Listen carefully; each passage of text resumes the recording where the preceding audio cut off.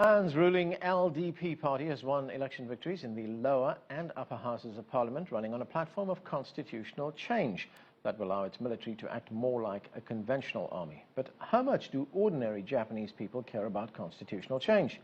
In the fourth part of his series on Japan's move to the right, Tony Cheng finds out. The ghosts of Japan's past have haunted generations since the end of the Second World War. The issue of constitutional reform and restoring the military have left many ordinary people questioning whether they should be held accountable for the mistakes of the past. But Hiro is definitely not a rabid nationalist. He runs a small business selling surfing gear just outside Tokyo. Well-traveled, he understands the concerns that other countries have about the revival of Japan's military. But he also thinks changing the constitution will help to cement national identity. Young people today have neither pride nor any strong emotions towards Japan, but we should have pride and feelings for the nation, and let people overseas see it.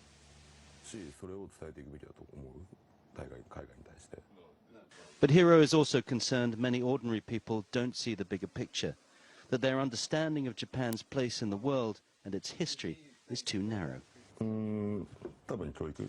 Maybe it's education. Many of my friends only really learned about Japan when they went overseas.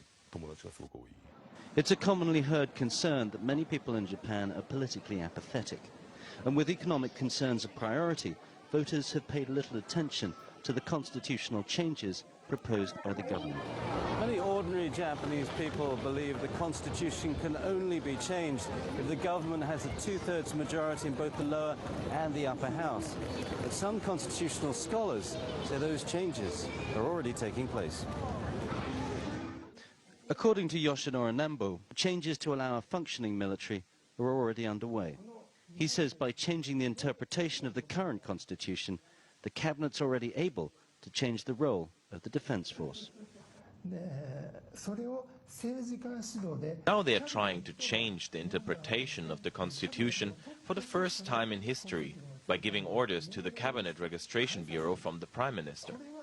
That could mean the process of changing the constitution is deemed unnecessary, and the checks and balances that require the approval of the Japanese electorate could be bypassed. Tony Cheng, CCTV, Tokyo. Still